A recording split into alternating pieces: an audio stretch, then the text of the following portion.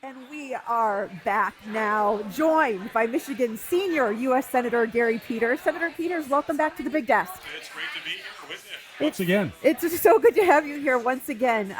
This is going to be your last Mackinac policy conference as a sitting senator. Yeah, that's right. What does that mean for you? Yeah. Well, it's a little bittersweet. I'm ready to move on to new challenges, but I've been coming here as a state senator for a lot of years, and then as a House member, and then now a senator, and so there's quite a bit of history. What's changed? I'm thinking in particular as we're talking about a quest for common ground, the conference theme. As to what's changed in the world?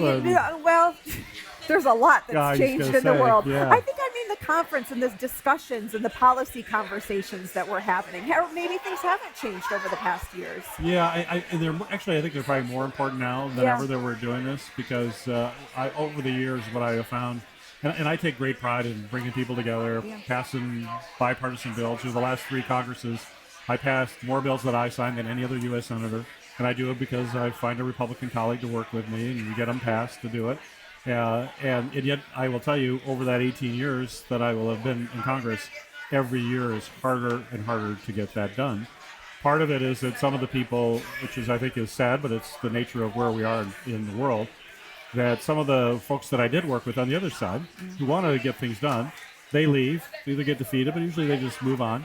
And then the new person that comes tends to be a whole lot more partisan, either further to the right or further to the left, and so it's harder to find that kind of common ground, and I think that gets rewarded. The sad thing is, people who just roll up their sleeves and try to get things done, that's not getting rewarded today. It's about how do you get the intention economy, how do you get people worked up, if you yell and throw rocks on both sides, that tends to get more attention, but that's not healthy for a democracy that needs people to come together. Yeah. And yet it's so interesting because polling shows that Americans say they want compromise. And I guess the question is, but do they reward it? They don't. I mean, that's the problem. You don't see that reward, especially, but I mean, a lot of this is done in primaries too, so it's a smaller subset of the population. I think it'll get more likely to be rewarded in a general election, but you got to get there to begin with. And so it depends what choices are actually available for people in general, because so much is happening. And I'm just going to take just an example that just happened yesterday for a colleague of mine. So as I mentioned, I've passed all these bills. Usually the person who's number 2 on those lists is John Cornyn from Texas, the Republican. He's a gentleman who I've worked with over the years. Politically, he's very different. He's very conservative. He's very different than who I am. But I could always find common ground with him. We passed legislation. And he actually wanted to solve problems. And he would go out. He worked to pass the gun safety bill. He paid a big price for that because he did that, but it was important for our country. But in the election yesterday, he lost to a very far-right guy who likes to throw rocks, has no desire to ever solve a problem. And yet the voters in Texas chose that gentleman instead of the person who has a track record of getting things done and working in a bipartisan way. And that's sad. I think that's sad, and it really shows where our country is. Now, I think as a Democrat, and I know a lot about campaigns, running the national committee for 2 runs. You did 2 times in a row. Two times. So, they brought you back. So you said yes. I said yes, and I've worked in Texas a lot because of that work nationally that I did. I think we have a really good shot to win now. I think there's going to be a clear contrast. Mr.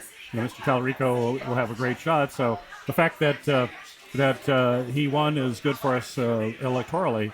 But there's a little bit of sadness I have that a guy who works real hard and really has the people in mind, even though he may have views different than me on other things, I had a lot of respect for him. But that kind of personality can't win right now in this political environment, and I think that's troubling. And that there's fewer and fewer of those kind of folks in D.C. right now, too. There is. Yep, there very is. And, part of it is that people are just so into campaign mode. In campaign mode, you're supposed to be that rock thrower and paint very clear contrast. That's what I would tell my candidates when we were running around the country. And you have to fight, and you got to be willing to do whatever it takes to win. But after you win, then you have to govern. You actually have to figure out how do we now solve the problems that we know the American people want us to solve. And governing is a lot different than campaigning. Some people don't realize that. The campaign Gary is a lot different than the senator governing Gary. Yeah. It doesn't mean I change my views or my political beliefs, but I look to work for the other side to try to make a difference. I'm not fighting the other side. I'm trying to figure out, we were foes in the campaign, But now we're all saying the voters sent you to office. You're a Republican, but your voters in your state sent you here. So I have to work with you. My voters in Michigan sent me as a Democrat. You have to work with me. So now let's figure that out. And that's a different dynamic than when you're in the heat of a campaign. Speaking of different dynamics, I'm curious if knowing that you're leaving in the next 7 months, has it changed your governing philosophy, your attitude, maybe how you've been thinking about voting? No, I mean, I always try to be true all the time, and Yeah. I think you got to vote the way you want. My rule has always been I got to look in the mirror in the morning after a vote and say I feel comfortable with what I did, and take the consequences for it. So that hasn't changed at all. The one thing that has changed is that instead of I'd be campaigning right now. I would be spending this time with you, then I'd be running somewhere else immediately to go Right. campaign. Right. And right now, what is I think, and more importantly, now I can just focus on that governing piece. We're in a challenging time in our history. I can focus all my effort on being the best senator I can possibly be without having to worry about a campaign and having somebody track me and try to catch me and saying one word out of place that they can clip and put it on a TV commercial. Yeah. That's Yeah. not a great life to live.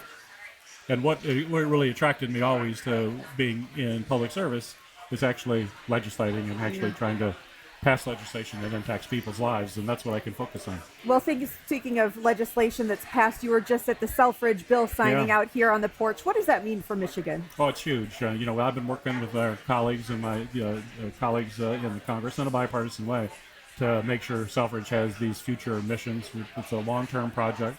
We have the KC-46, which is a new tanker aircraft that will be around for 50 years. We worked really hard to get that as they were retiring platforms. Now with the F-15. But we have to make a lot of improvements. And part of the improvements were runway improvements that the state needed to do.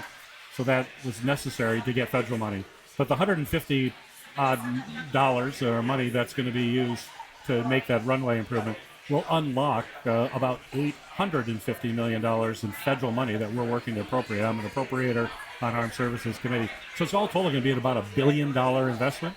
In fact, before my committee on Armed Services, I had one of the top generals of the Air Force testify, and he said on the record, which I love, he said, with all this investment, Senator, and these two platforms, Selfridge will be the finest Air National Guard base in the entire country. And I'm going to thank you, General, for that, and I'm going to quote you. So I'm doing it right now, quoting him. And they don't usually offer that kind of, especially in a public hearing, because it's on record. But it's true. It's amazing. It puts Selfridge in a great position to be around for a long time and really makes Michigan just critical to our nation's national defense and national security generally. And we should note, as much as we're talking about dysfunction in D.C. and possibly many will say dysfunction in Lansing, this was done bipartisanly. Yeah. And when you think about it, we had tremendous support in Macomb County, regardless of party. All the Macomb County local officials were behind it.